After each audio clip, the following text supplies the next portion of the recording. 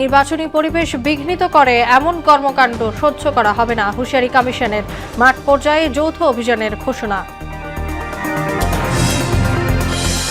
BNP ক্ষমতায় গেলে দেশকে নতুন করে গড়ার প্রত্যয় তারেক রহমানের। গণমাধ্যমে হামলা জাতির জন্য লজ্জার, বললেন সালাউদ্দিন। বাংলাদেশ হাই কমিশনে হামলা নিয়ে দিল্লির বক্তব্য প্রত্যাখ্যান ঢাকার। চরমপন্থীদের হাই কমিশনের সামনে আসতে দেয়ায় কঠোর সমালোচনা। এবং হাদি হত্যাকাণ্ডের মূল আসামি সম্পর্কে সুনির্দিষ্ট তথ্য নেই পুলিশের কাছে। তদন্তে সর্বোচ্চ গুরুত্ব দেওয়া হচ্ছে, বললেন ডিবি প্রধান।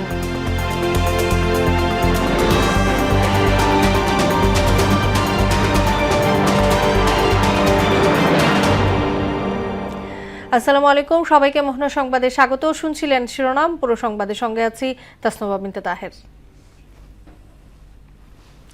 নির্বাচনী পরিবেশ বিঘ্নিত করে এমন কর্মকাণ্ড আর সহ্য করা হবে না বলে হুঁশিয়ারি দিয়েছেন কমিশন মুখপাত্র ইসি আবুল ফজল মোহাম্মদ সানাউল্লাহ। সাম্প্রতিক চোরাগুপ্তা হামলাকে পরাজিত শক্তির কৌশল হিসেবে উল্লেখ করেন তিনি।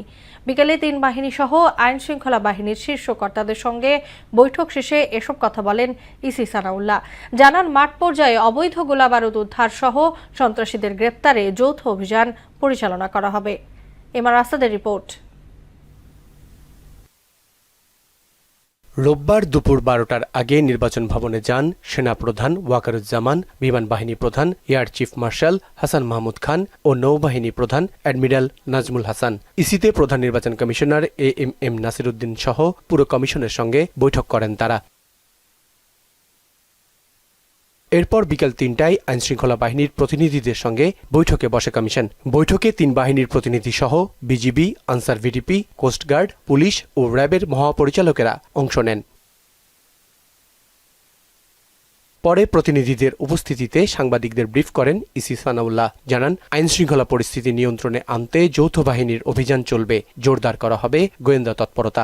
শহীদ ওসমান হাদির ক্ষেত্রে যে ঘটনাটা ঘটেছে, আগে থেকে যতটুকু তথ্য জানা দরকার ছিল বা আমরা আশা করি সেটা কেন পারা গেল না, সেটা নিরূপণের নিরিখে ভবিষ্যতে যা যা ধরনের কর্মকাণ্ড হাতে নেওয়া দরকার তারা যেন সেগুলো নেন।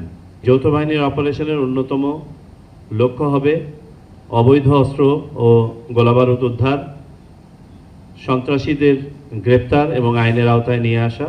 চোরাগুপ্তা হামলার সঙ্গে জড়িতদের পাশাপাশি নাশকতা সৃষ্টিকারীদের বিরুদ্ধে জিরো টলারেন্স নীতির কথাও উল্লেখ করেন তিনি। আমরা মানবিক হব যারা মানবিক তাদের প্রতি, যারা দস্যুতা করতে চায়, ভ্যান্ডালিজম করতে চায়, নির্বাচনে পরিবেশ নষ্ট করতে চায়, আমার ভাইকে হত্যা করতে চায়, তাদের প্রতি মানবিক হওয়ার দরকার নেই। Message is very clear. নির্বাচনী আচরণবিধি পালনে রাজনৈতিক দলগুলো সহযোগিতা করছে বলেও জানান ইসি সানাউল্লাহ। একটা বৃহত্তর আবেগ এবং অনুভূতিকে কাজে লাগিয়ে দুষ্ট চক্র যে কাজটি করেছে তাদের বিরুদ্ধে আইনি ব্যবস্থা নেওয়া হচ্ছে মর্মে আমাদেরকে আশ্বস্ত করা হয়েছে। এমআর আসাদ, মোহনা সংবাদ, ঢাকা। চিহ্নিত করা হয়েছে।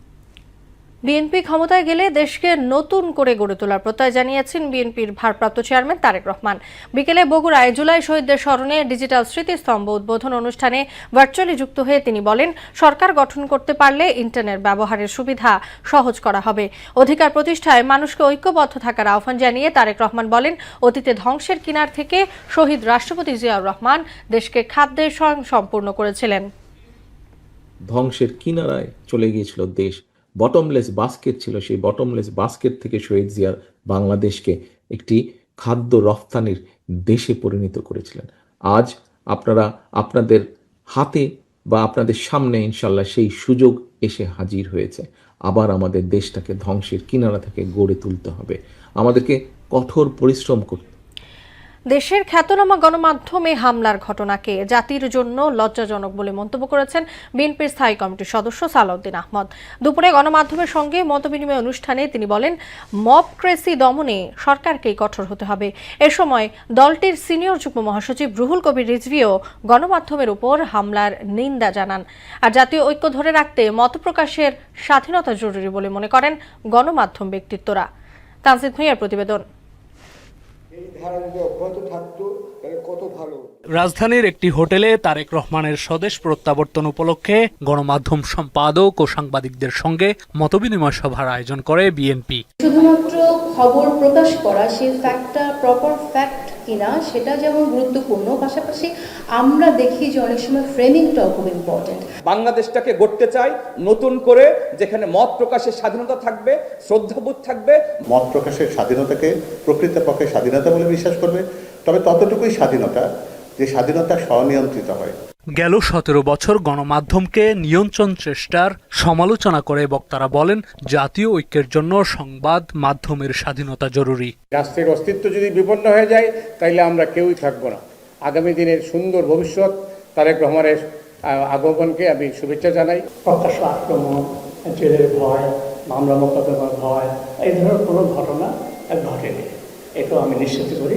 সেটাও বলবো যে নানা রকম সমালোচনা, তর্ক বিতর্কের মধ্যেও বিএনপির নেতৃত্বের মধ্যে ধৈর্য ছিল। বিএনপির সিনিয়র যুগ্ম মহাসচিব রুহুল কবির রিজভী বলেন, দেশ ক্রান্তি লগ্ন থেকে উত্তরণ হলেও প্রকৃত গণতন্ত্র প্রতিষ্ঠা পায়নি। মিডিয়াকেও নানাভাবে রাষ্ট্র নিয়ন্ত্রণ করে এক ধরনের অস্ত্র হিসেবে ব্যবহার করে।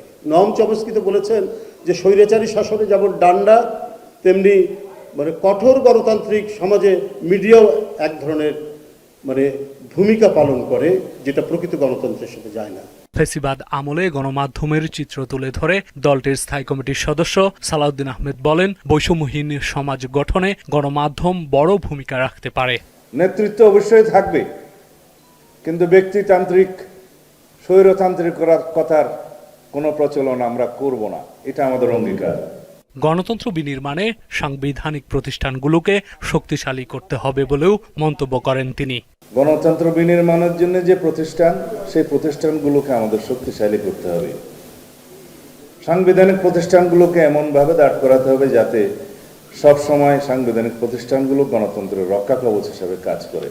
তারেক রহমানের প্রত্যাবর্তন গণতন্ত্রকে শক্তিশালী করতে কার্যকর ভূমিকা রাখবে বলে জানান সালাউদ্দিন আহমেদ। ফ্যাসিবাদী গোষ্ঠী কি করেছে সেটা স্মরণে রাখতে চাই এবং তার এই ঐতিহাসিক ইতিহাসের উপর ভিত্তি করে আমরা ইনশাআল্লাহ উজ্জ্বল আগামী বিনির্মাণ করব। তানজিদ ভুইয়া, মোহনা সংবাদ, ঢাকা। বগুড়ায় উৎসব মুখর পরিবেশে বিএনপি চেয়ারপারসন বেগম খালেদা জিয়া ও ভারপ্রাপ্ত চেয়ারম্যান তারেক রহমানের মনোনয়ন ফর্ম উত্তোলন করা হয়েছে।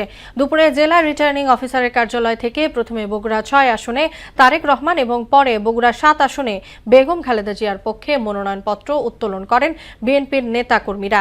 এ সময় বগুড়ায় বিপুল ভোটে ধানের শীষের বিজয়ের প্রত্যাশা ব্যক্ত করেন দলটির নেতাকর্মীরা। আমরা বগুড়া 7 আসন থেকে বাংলাদেশের ভিতরে সর্বোচ্চ ভোটে আমরা নির্বাচিত করতে চাই। গত 17 বছর বাংলাদেশের মানুষ ভোট দিতে পারে নাই এবং বগুড়া ছিল একটা ব্ল্যাক লিস্টেড, বগুড়ার কোনো উন্নয়ন হয় নাই। 7 আসন থেকে নির্বাচন করার সম্মতি জ্ঞাপন করেছেন। আজকে উনি অসুস্থ হলেও আজকে সারা দেশের মানুষ ঐক্যবদ্ধ, তার নির্বাচন করুক এই আশা নিয়ে। বগুড়া সদর থেকে জনাব তারেক রহমানের আমরা মনোনয়নপত্র সংগ্রহ করেছি। আমরা বলতে চাই যে বগুড়া আগামী নির্বাচনে বগুড়া আমরা ইতিহাস সৃষ্টি করতে চাই। দিল্লিতে বাংলাদেশ হাই কমিশনে উগ্র ভারতীয়দের আক্রমণের ঘটনায় দিল্লির দেয়া ব্যাখ্যা প্রত্যাখ্যান করেছে অন্তর্বর্তী সরকার। বিকেলে পররাষ্ট্র মন্ত্রণালয়ের সাংবাদিকদের সঙ্গে আলাপকালে এ প্রতিক্রিয়া জানান পররাষ্ট্র উপদেষ্টা মোহাম্মদ তৌহিদ হোসেন। তিনি বলেন, দিল্লিতে বাংলাদেশের হাই কমিশনারকে হত্যার হুমকি দেওয়া হয়েছে। হিন্দু চরমপন্থী সংগঠনকে বাংলাদেশ হাই কমিশনের সামনে আসতে দেওয়ার সমালোচনাও করেন তিনি। এদিকে দিল্লিতে বাংলাদেশ হাই কমিশনের সামনে উগ্রবাদীদের স্লোগান ও হুমকি ধামকির বিষয়ে এক বিজ্ঞপ্তিতে ভারতের পররাষ্ট্র মন্ত্রণালয় বলেছে, বাংলাদেশ হাই কমিশনারের সামনে নিরাপত্তা বেষ্টনী ভেদ হয়নি। বাংলাদেশের মিশন কূটনৈতিক এলাকার গভীরে অবস্থিত, এমন না যে এটা বাইরে কোনো জায়গায় অথবা কূটনৈতিক এলাকার শুরুতে, তা কিন্তু না। 25 বা 30 জনের একটা দল এত দূর পর্যন্ত আসতে পারবে কেন একটা স্যানিটাইজড এলাকার মধ্যে? তার মানে তাদেরকে আসতে দেওয়া হয়েছে। হিন্দু নাগরিকের হত্যার প্রতিবাদ স্লোগান দিয়ে চলে গেছে তা না, তারা আরও অনেক কিছু বলেছে, সেটা আমরা জানি। তিনি বাংলাদেশের নাগরিক যাকে হত্যা করা হয়েছে এবং অবিলম্বে বাংলাদেশের ব্যাপারে অ্যাকশন নিয়েছে। ইতিমধ্যে আপনারা জানেন যে বেশ কিছু অ্যারেস্ট করা হয়েছে। ফেব্রুয়ারিতেই জাতীয় নির্বাচন হবে বলে প্রত্যাশা জানিয়েছেন জামায়াতে ইসলামীর আমির ডাক্তার শফিকুর রহমান। ভোরে শহীদ ওসমানী হাদির কবর জিয়ারত শেষে তিনি বলেন, হাদির হত্যাকারীদের গ্রেপ্তারে সরকারের কাজে জনগণ সন্তুষ্ট নয়। এ সময় খুনিদের দ্রুত গ্রেপ্তার করে আইনের আওতায় আনার তাগিদও দেন শফিকুর রহমান। অপরাধীরা পার পেয়ে গেলে কারো জীবনই নিরাপদ নয় বলেও মন্তব্য করেন তিনি। ইনকিলাব মঞ্চের মুখপাত্র ওসমান হাদি হত্যাকাণ্ডের মূল অভিযুক্ত ফয়সাল করিম সম্পর্কে এখনও পুলিশের কাছে সুনির্দিষ্ট তথ্য নেই বলে জানিয়েছেন অতিরিক্ত আইজিপি খন্দকার ইসলাম। ফয়সাল আদৌ ভারতে গিয়েছে কিনা তাও পুরোপুরি নিশ্চিত হওয়া যায়নি। বিকেলে স্বরাষ্ট্র মন্ত্রণালয়ে এক ব্রিফিংয়ে এসব কথা বলেন অতিরিক্ত আইজিপি। এ সময় ডিবি প্রধান জানান, হত্যাকাণ্ডের তদন্তে সর্বোচ্চ গুরুত্ব দেওয়া হচ্ছে। অবস্থানটা সুনির্দিষ্টভাবে আমাদের কাছে এভাবে তথ্য নাই। আমরা নানাভাবে আমাদের তদন্তকারী অফিসাররা, আমাদের গোয়েন্দারা চেষ্টা করে যাচ্ছে আসামি বর্ডার পার হয়ে চলে গেছে কিনা এই বিষয়টা আমাদের কাছে সুনির্দিষ্ট তথ্য আমরা এখনো কনফার্ম হতে পারিনি। এটা একটা অনেক সময় অপরাধীরা নানা ধরনের তথ্য দিয়ে, বিভ্রান্তিকর তথ্য দিয়ে নিজেদের অবস্থানটা গোপন করারও প্রয়াস চালাতে পারে, সেরকম একটা প্রচেষ্টা হতে পারে।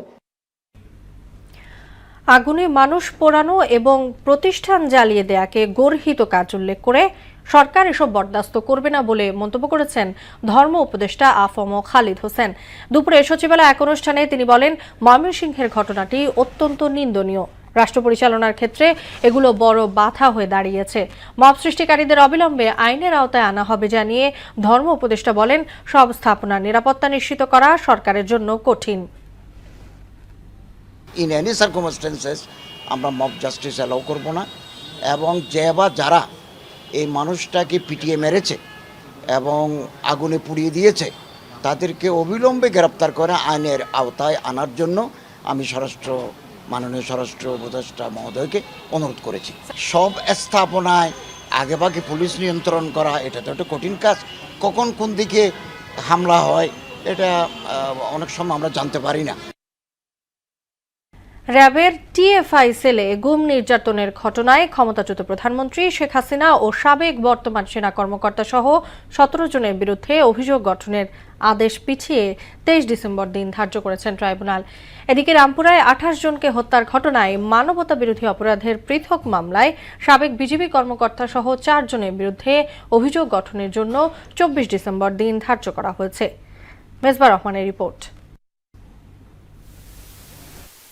টাস্কফোর্স ফর ইন্টারোগেশন সেলে গুম নির্যাতনের ঘটনায় মানবতা বিরোধী অপরাধ মামলায় গ্রেপ্তার 10 সেনা কর্মকর্তা সহ 17 জনের বিরুদ্ধে অভিযোগ গঠনের বিষয়ে আদেশের দিন থাকলেও তা পিছিয়ে আগামী মঙ্গলবার নতুন দিন ধার্য করেছেন আন্তর্জাতিক অপরাধ ট্রাইব্যুনাল। শুনানিতে 3 আসামির পক্ষে অব্যাহতির আবেদন করেন সিনিয়র আইনজীবী মনসুরুল হক চৌধুরী। 3 জন আসামি তাদের ডিসচার্জের অ্যাপ্লিকেশন দিয়েছে, সেটার উপর হিয়ারিং প্লাস চার্জ ফ্রেমিং। এ সময় সেনা সদস্যদের পক্ষের আইনজীবীরা জানান, প্রসিকিউশন ফরমাল চার্জের অভিযোগ প্রমাণ করতে ব্যর্থ হয়েছে। আমার আসামিরা জেলে আছে, আমি কেন ডিরেক্ট করব? I want to do justice, এবং সেই জন্য আমার যেই পরিমাণ সময় দরকার রিজনেবলি আমি সেই সময়টুকু চাচ্ছি। ওনারা কোথাও বলতে পারেননি হোয়াট রেসপন্সিবিলিটি এই 3 জন আসামির ছিল এই গুমের, যাদেরকে নাম বলেছে যে তাদের গুমের ক্ষেত্রে। আমি কোর্টে প্রেয়ার করেছি যে এই আসামিরা নির্দোষ, তাদেরকে ডিসচার্জ করা হোক। বিচার তার নিজস্ব গতিতে চলছে উল্লেখ করে রাষ্ট্রপক্ষের আইনজীবী শেখ মাহাদি জানান, এ মামলা রাষ্ট্রের কোনো বাহিনীর বিরুদ্ধে নয়, বরং অপরাধীদের বিরুদ্ধে। বারংবার এই বিষয়টিকে সেনাবাহিনীর কর্মকর্তাদের বিচার বলাটা আসলে এটা একটা মিসকনসিভ বিষয়।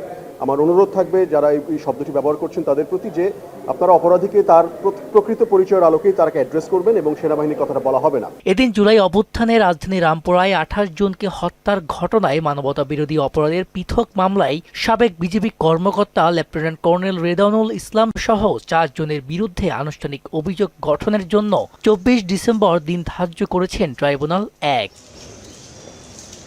এদিকে আশুলিয়ায় 6 লাশ পড়ানো সহ 7 জনকে হত্যা মামলার তদন্ত কর্মকর্তার জেরা শেষ হয়েছে। মেজবা রহমান, মোহনা সংবাদ, ঢাকা। সুদানে জাতিসংঘ শান্তিরক্ষা মিশনে সন্ত্রাসী হামলায় নিহত 6 সেনা সদস্যের দাফন সম্পন্ন হয়েছে। নিহত 6 শান্তিরক্ষীর এলাকায় নেমেছে শোকের ছায়া। প্রতিনিধিদের তথ্যে ডেস্ক রিপোর্ট। ঢাকা সেনানিবাসে জানাজা শেষে সুদানের আবেই এলাকায় জাতিসংঘের শান্তিরক্ষা মিশনে সন্ত্রাসীর হামলায় নিহত 6 সেনা সদস্যকে হেলিকপ্টারে করে পাঠানো হয় নিজ নিজ এলাকায়। মাসুদ রানার মরদেহ নাটোরে পৌঁছালে কান্নায় ভেঙে পড়েন তার স্বজনেরা। রোববার দুপুর 3টার দিকে লালপুরের বোয়ালিয়াপাড়া পৌঁছায় জাতীয় পতাকায় মোড়ানো মাসুদের মরদেহ। তাকে এক পলক দেখতে ভিড় করেন বন্ধু, আত্মীয় স্বজন ও প্রতিবেশীরা। দ্বিতীয় জানাজা শেষে স্থানীয় কবরস্থানে দাফন করা হয় মাসুদকে। কুড়িগ্রামের মমিনুল ইসলাম ও শান্ত মণ্ডলের ঢাকা সেনানিবাসে প্রথম জানাজা শেষে হেলিকপ্টারে করে 2 শহীদ সেনা সদস্যের মরদেহ উলিপুর নিয়ে যাওয়া হয়। পরে সেখান থেকে তাদের মরদেহ গ্রামের বাড়িতে নিয়ে জানাজা সম্পন্ন হয়। এরপর গার্ড অব অনার প্রদান শেষে পারিবারিক কবরস্থানে দাফন সম্পন্ন হয়। তাদের এই মৃত্যুতে এলাকায় শোকের ছায়া নেমে এসেছে। রোববার দুপুর 1টার দিকে সেনা সদস্য শামীম রেজার মরদেহ আনা হয় রাজবাড়িতে। এ সময় স্বজনদের চোখের জলে ভারী হয়ে ওঠে হোগলাডাঙ্গি গ্রাম। পারিবারিক কবরস্থানে শামীম রেজাকে দাফন করা হয়। যারা জাতিসংঘের মিশনে আছে তারা যেন সতর্কতার সঙ্গে কাজ করে, সেই ব্যাপারে আমাদের সবসময় কামনা থাকবে। মৃত্যুতে শোকার্ত এলাকাবাসী, আল্লাহ পাক যেন উচ্চ মাকাম দান করে। তার অকাল মৃত্যুতে উপজেলা প্রশাসন কালুখালী সমবেদনা জ্ঞাপন করছে। সেনা সদস্য সবুজ মিয়ার জানাজা শেষে পারিবারিক কবরস্থানে পিতার কবরের পাশে দাফন করা হয়। গাইবান্ধার পলাশবাড়ির ছোট ভগবানপুরে পৌঁছানোর সঙ্গে সঙ্গেই পুরো এলাকায় নেমে আসে শোকের ছায়া।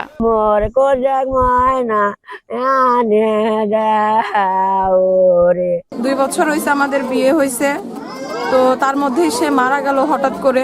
আফরিন পপি, মোহনা সংবাদ।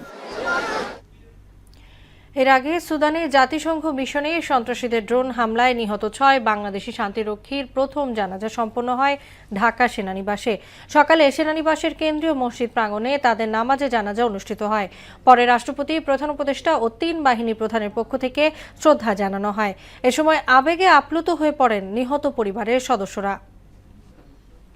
সরকার চাইলে আয়কর রিটার্ন জমা দেওয়ার সময়সীমা আবারও বাড়তে পারে বলে জানিয়েছেন এনবিআর চেয়ারম্যান আব্দুর রহমান খান। বিকেলে ডিআরইউতে এক অনুষ্ঠানে তিনি বলেন, এখন পর্যন্ত প্রায় 26 লাখ রিটার্ন দাখিল হয়েছে। বর্তমানে প্রতিদিন গড়ে 50,000-এর মতো রিটার্ন জমা পড়ছে। আয়কর দাখিলের প্রক্রিয়া সহজ করতে অ্যাপ ভিত্তিক ব্যবস্থা চালুর প্রক্রিয়া চলমান বলেও জানান NBR chairman.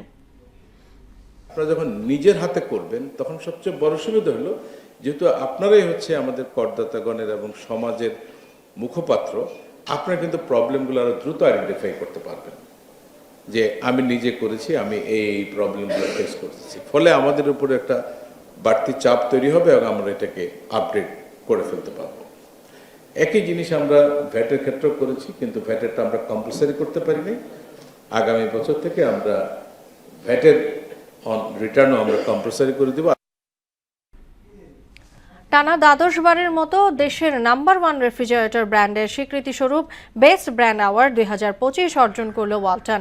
Bangladesh brand forum আয়োজিত অ্যাওয়ার্ডের 17তম আসরে মোস্ট লাভড ব্র্যান্ড অব বাংলাদেশের সম্মাননায় ভূষিত হয় ওয়ালটন রেফ্রিজারেটর, এসি ও টেলিভিশন। গেল শনিবার রাজধানীর লা মেরিডিয়ান হোটেলে আয়োজিত অনুষ্ঠানে এ সম্মাননার ক্রেস্ট গ্রহণ করেন ওয়ালটনের ঊর্ধ্বতন কর্মকর্তারা।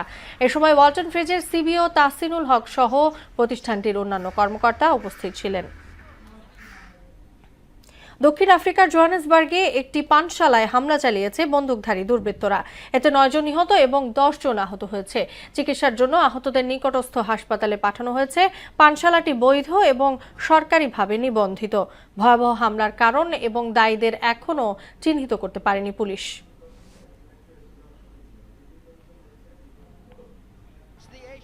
দেশের ঘরোয়া ক্রিকেটের সবচেয়ে জমকালো আসর বিপিএল শুরু হতে যাচ্ছে আগামী ২৬শে ডিসেম্বর। নিরাপত্তার কারণে ঢাকার আয়োজন বাতিল হলেও ক্রিকেট প্রেমীদের হতাশ করছে না বিসিবি। সিলেট আন্তর্জাতিক ক্রিকেট স্টেডিয়ামে ছোট পরিসরে হলেও আয়োজিত হবে বিপিএল এর উদ্বোধনী অনুষ্ঠান। আগামী শুক্রবার টুর্নামেন্টের উদ্বোধনী দিনে সিলেট আন্তর্জাতিক ক্রিকেট স্টেডিয়ামে এই বর্ণাঢ্য আয়োজন থাকবে। এদিকে বিপিএলকে সামনে রেখে অনুশীলন শুরু করেছে Dhaka Capitals, Sylhet Titans, Rajshahi Warriors, Rangpur Riders ও নোয়াখালী এক্সপ্রেস। শেষ করব মোহনা সংবাদ, যাবার আগে সুনামগুলো জানিয়ে দিচ্ছি আরো একবার।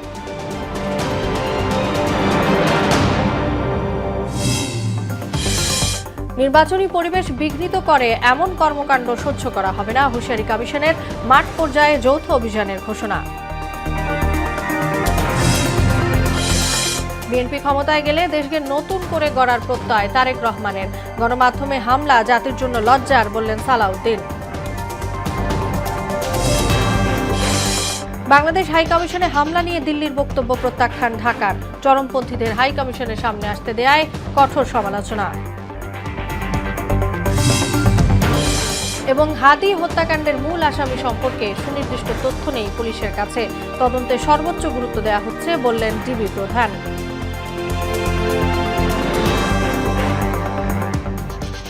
এই ছিল মোহনা সংবাদে। পরবর্তী সংবাদ রাত 12টায়। মোহনার সবশেষ খবর জানতে ভিজিট করুন www.mohana.tv। সংবাদ দেখতে পান ফেসবুক ও ইউটিউবেও। এতক্ষণ সঙ্গে থাকার জন্য ধন্যবাদ সবাইকে।